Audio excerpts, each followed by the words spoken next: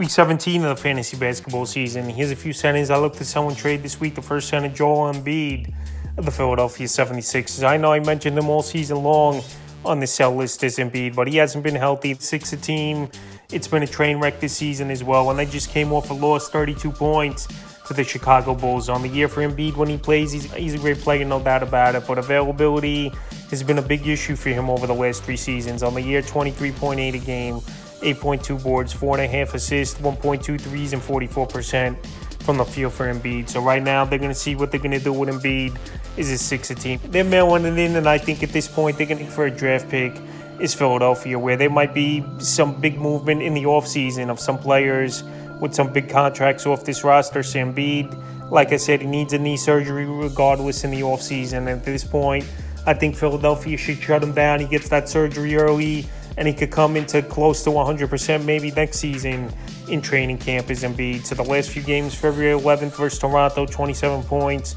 12 boards, 4 assists, a steal, a block, a 3, 42% from the field. February 20th versus Boston, 15 points, 3 boards, 4 assists, 33% from the field. And February 22nd versus the Nets, 14 points, 7 boards, 5 assists, a block, 30% from the field. So we know Embiid, he was an MVP a few seasons ago, but this knee injury has been a nagging thing.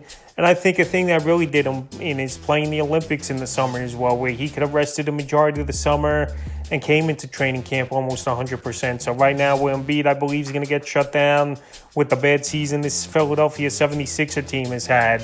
I would sell him off at this point just for anything. If you could get something okay in a deal, you just do it, because I believe Embiid, they're going to shut him down sooner than later. It's Philadelphia, and it makes no sense for them to try to make a play-in and then just to waste more time and get bounced out early in the playoffs. Next center is Ivica Zubac of the Los Angeles Clippers. So Zubac, he's putting up some numbers this season, no doubt about it. But I believe if you need a more skilled position and more categories, you could trade Zubac off and get a nice guard in the deal if you need assist or someone with more of a higher ceiling score in the basketball. In the year, 15.4 points a game, 12.5 boards, 2.5 assists, 1.1 blocks, and 61% from the field. So right now, he's a nice 4-category type of player, is Zubac. In the last couple weeks, 16 a game, 10.5 boards, 1.5 assists, 1.5 steals, 1.5 blocks, and 58% from the field. So he's been one of the best centers in fantasy basketball, no doubt about it. And right now, well, he's come off of some big ball games. He's at peak value. He's a sell high candidate this week. February 20th at the Bucks, 20 points, 15 boards, an assist, a steal, 4 blocks, 61% from the field. February 23rd at the Pacers, 22 points, 6 boards, 2 assists, 72% from the field. And February 24th at the Pistons, 13 points, 15 boards, 5 assists, a steal, 3 blocks, 54% from the field. So like I said, if you need obviously a guard, assists, and more scoring upside, that's the only reason I would trade Zubac. Because like I said, he's one of the best centers in fantasy basketball this season.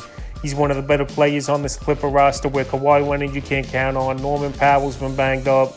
And pretty much James Harden and Zubac have been the main players of late for this Clipper team. So like I said, if you put them on your trade block and you could get a steal deal or at least a good piece you're looking for, that's the only time I would trade Zubac. Because like I said, he's one of the better centers this season in fantasy basketball. And the final center I look to sell and trade is Kristaps Porzingis of the Boston Celtics. So Porzingis, believe it or not, he's been healthy a majority of the season for the Celtic team. But I believe Boston, as the year's going to go on down the stretch, they're going to start resting guys earlier before the playoff push. Because to them, as long as they get a top 2 seed and home court advantage, unless obviously they're versing the first seed in the Cleveland Cavaliers in the postseason, they're going to be content on it. And a guy like Porzingis, they're going to try to get him ready and healthy for the playoffs. So right now, well, he's played a lot this season and he's looked good once again with Boston. I just believe availability towards the end of the fantasy basketball season isn't going to be as great. On the year, 19.2 points a game,